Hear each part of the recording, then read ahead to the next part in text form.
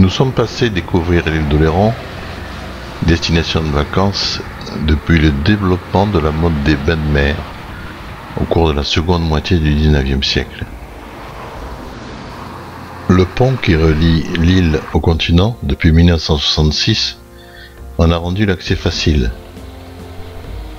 Il permet de passer le Pertuis, qui vient du latin pertus, qui veut dire porte.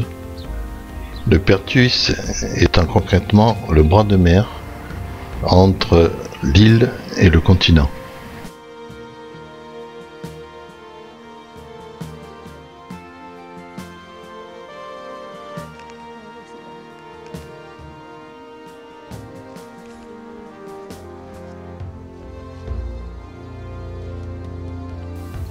La première peuplade connue du château d'Oléron date de 3000 avant Jésus-Christ.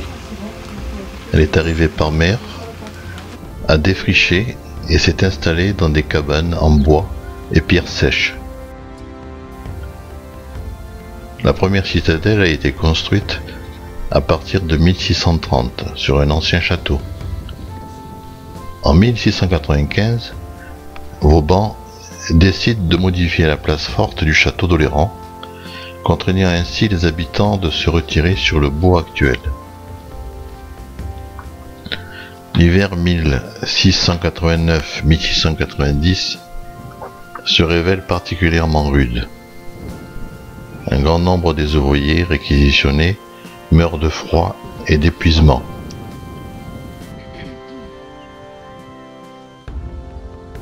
Un premier bastion voit cependant le jour à la fin de l'hiver, mais s'effondre quelques semaines plus tard. Les plans sont alors revus et le bastion est remplacé par une demi-lune. Enfin, afin de suppléer les paysans épuisés, une véritable campagne de recrutement de main-d'œuvre, avec contrat de travail en bonne et due forme, est lancée. Des sauniers de la région répondent à cet appel. En 1716, la citadelle sert de lieu de formation pour les membres de la Compagnie de Louisiane. En 1757, la multiplication des incursions anglaises pousse les autorités à renforcer une nouvelle fois la place forte. La citadelle est convertie en prison pendant la période révolutionnaire, puis une nouvelle fois en 1870. Elle est rendue au service militaire peu après et abrite une garnison jusqu'en 1911. Occupée par la Wehrmacht en 1940, elle subit un important bombardement allié le 17 avril 1945. Le Pertuis, bras de mer séparant l'île du continent, est une zone de forte productivité.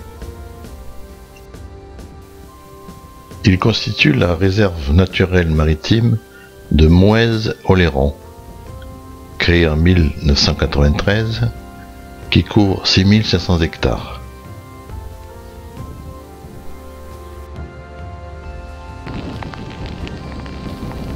Bien que l'île soit appelée parfois l'île aux mimosas pour la douceur de son climat, la chance ne nous souriant pas, nous sommes contraints de poursuivre la découverte de l'île dans son musée.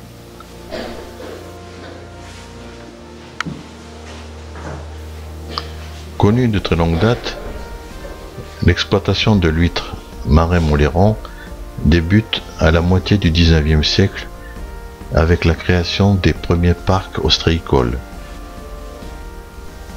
À cette époque, ce sont les huîtres plates qui peuplent le bassin. Elles seront remplacées par les creuses. L'élevage des huîtres se fait sur au moins 4 ans. La première année, après avoir capté les naissins, on les laisse se développer en mer. L'année suivante, on pratique le détrocage, c'est-à-dire la séparation des huîtres des collecteurs.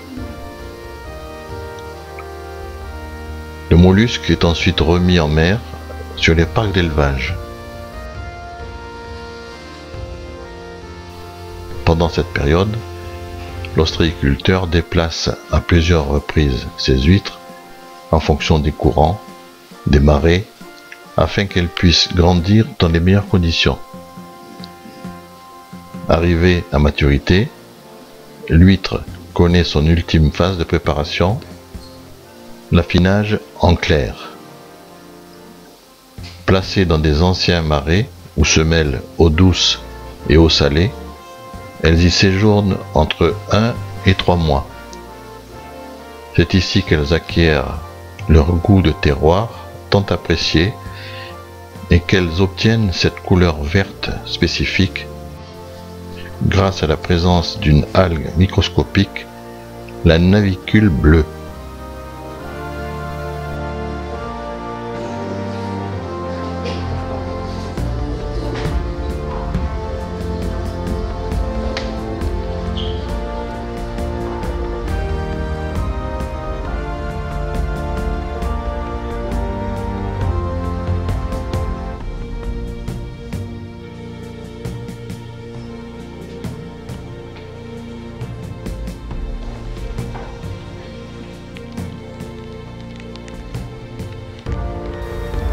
Le site de Fort-Royer est un village traditionnel de cabanes en bois, au milieu d'éclairs et des chenaux,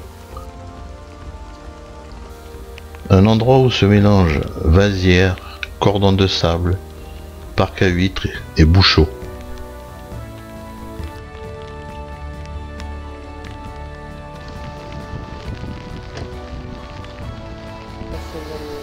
Nous avons flâné sur le port de la Coutinière, sans doute le plus important de l'île.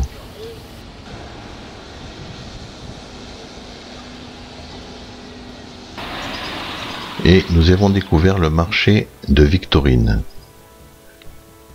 Victorine était une figure de la Coutinière dont l'histoire, pendant 30 années, est indissociable de ce port de pêche. Femme veuve de marin, mère de 4 garçons dont 3 marins pêcheurs, elle vécut cette période de sa vie dans une petite maison en bois, située à l'emplacement exact du marché qui porte son nom. Avant, c'était pas l'après-midi. Non, c'était le matin. Non, mais avant, c'était le matin. Non, mais là-bas. Non, non. Véritable femme de caractère, elle était appréciée de tous. Elle participait à l'activité du port. Disparue en 1978, elle est dans la mémoire de nombreux marins qui s'étonnent encore de ne pas voir sa silhouette guettant le retour des siens depuis sa petite cabane de bois.